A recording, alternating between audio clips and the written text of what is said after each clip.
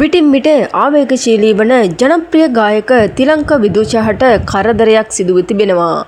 2014 වසරේදී තලංගම ප්‍රදේශයේ තිලංක විදුෂගේ නිවසේ ඩෙංගු පරීක්ෂාවට පැමිණි පොලිස් නිලධාරීන් 4 දෙනෙක් වගේම PHI නිලධාරියෙක්ට පහර දීමට තැත් කිරීම සම්බන්ධයෙන් මීට වසර 12කට පෙර දැමූ නඩුවක් ඊයේ දිනේදී කඩුවෙල මහේස්ත්‍රාත් අධිකරණයෙන් තිලංක විදුෂ වැරදිකරු ලෙස කඩුවෙල මහේස්ත්‍රාත් අධිකරණය ඔහුට දඬුවම් පමුණවා තිබෙනවා. පොලිස් නිලධාරීන්ට රුපියල් 10,000ක මුදල් ලබා දීමටත් එම වසර 12 ඇතුළත රුපියල් 1,500 ගානේ 12ක් අධිකරණයට අප වශයෙන් ලබා දීමටත් නියම කර තිබෙනවා. ඒ වගේම මෙම නඩුවට අදාළව මීට පෙර ඔහු දවස් 14ක් සිරගත කිරීමටද පියවර ගනු ලැබුවා. ඉන්පසු අප මත නිදහස්ව ඊයේ දිනේදී මෙහි නඩු තීන්දුව ලබා දුන්නේ වසර 12කට පසු වීමත් විශේෂත්වයක්.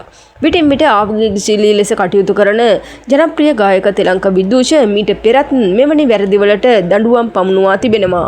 ඒ වගේම මීට පෙරත් පුද්ගලයෙක්ට පහර දීම සම්බන්ධයෙන් තිලංක විදුෂහට අධිකරණයේ නඩුවක් විභාග වෙමින් පැවතුණා.